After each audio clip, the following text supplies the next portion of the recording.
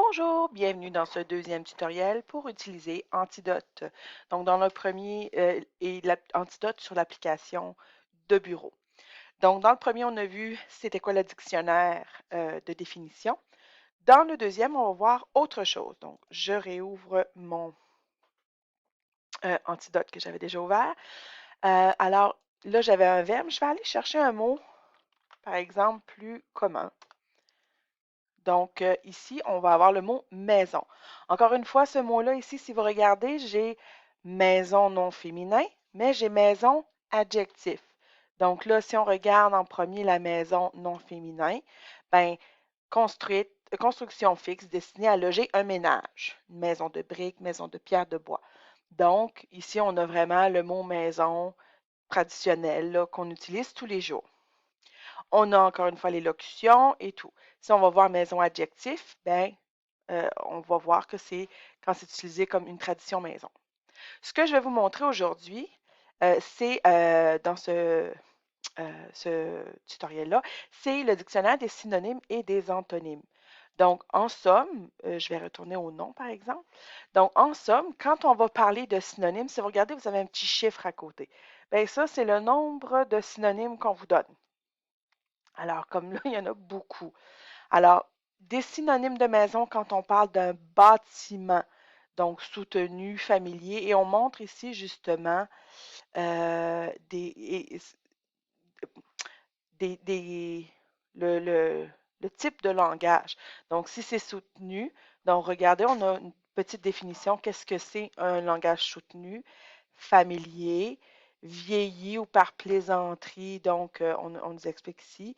Péjoratif, familier et vieux, c'est-à-dire généralement, c'est plus vraiment employé. Donc, quand on parle du bâtiment, on peut aussi nous faire référence quand on parle de comme en France, c'est utilisé en France. OK? Euh, Ensuite, bon, quand on veut parler un usage particulier, donc voyez-vous, les synonymes, là, il y en a plusieurs. OK? Alors, pour celui-là, en nom féminin, allons voir un adjectif, on en a un petit peu moins. Donc, artisanal, manuel, fait main. Donc, ça, c'est les synonymes de quand c'est fait maison, c'est artisanal, manuel, fait main. Si je reviens au nom, voyez-vous, même les chiffres changent. OK? Si je vais du côté antonyme, donc maison, ben, on a l'intérieur, extérieur plein air. On pourrait, pas facile de trouver un antonyme à maison. OK? Ça serait peut-être mieux si j'allais avec, mettons, un adjectif, heureux, par exemple. Ben là, je suis toujours dans le dictionnaire des antonymes. Si vous remarquez, là, j'ai une petite barre verte ici. Alors, les antonymes de heureux, ben, malheureux, affligé, désespéré, triste, on en a un peu plus ici. Et ça, on avait heureux l'adjectif, mais on a heureux le nom. OK? Je suis un heureux. OK, ben là, il faudra aller voir la définition. Qu'est-ce qu'il donne? Personne qui est heureuse, faire des heureux. Voyez-vous? Donc, généralement, l'élocution, ici, on en a juste une. Alors, les synonymes de heureux, par exemple, ravi, satisfait, puis là, on vous en rajoute d'autres. OK?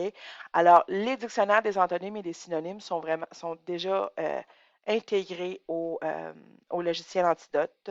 Alors, c'est vraiment très utile pour pouvoir développer notre vocabulaire.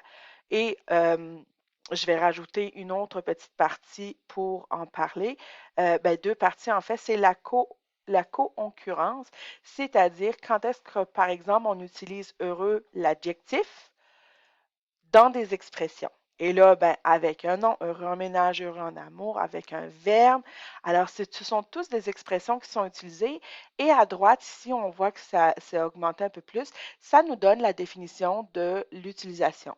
La co-occurrence, en fait, qu'est-ce que c'est? C'est qu'on a deux mots qui veulent, comment je vous dirais ça, qui veulent, qui veulent soutenir quelque chose comme être en ménage, donc être en couple. Généralement, on est heureux.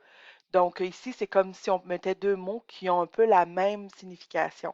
Une victoire, généralement, on est heureux. OK? Donc, alors c'est ça la co-occurrence quand on le revoit, quand on le voit comme avec des mots qui veulent dire la même chose. Donc, ça, c'est toutes des expressions. Et il y en a plusieurs. Ici, là, si vous regardez, 348. Si on va dans le champ lexical, et ça c'est le fun, on en a quand même beaucoup. Et si vous regardez, on a notre petite boule ici. Oups, j'ai touché, j'aurais pas dû toucher ça. Heureux, voilà, un peu comme le web, hein, on peut revenir et tout ça.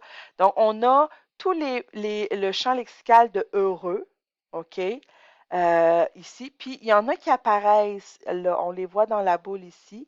Donc, féliciter. Je pourrais aller cliquer sur ces mots-là. Puis, plus ils sont gros, d'habitude, plus sont, comme si on voit, là, c'est ceux qui ont le plus de force, qui ont le plus de lien avec le mot.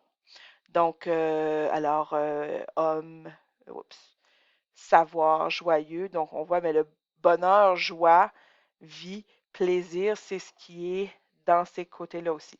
Mais, comme vous voyez, on met des adjectifs aussi, le champ lexical, parce que des antonymes, OK, ça rentre aussi là-dedans. Alors, heureux, malheureux, c'est une belle paire, là. OK? Alors, concurrence, c'est ça. Et le champ lexical, ben, c'est très utile si on va faire le champ lexical, par exemple, je sais pas moi, de la ferme. Donc, ça peut être vraiment, vraiment intéressant. Et je vais le faire dans un autre, parce que ça va être aussi utile avec les verbes. Mais on a le dictionnaire au niveau de la famille, donc des mots qui dérivent du mot qu'on cherche. Alors, le tutoriel numéro 2 se termine ici avec les synonymes, antonymes, co-occurrences et champs lexicaux. J'espère que ça vous a été utile. Bonne journée!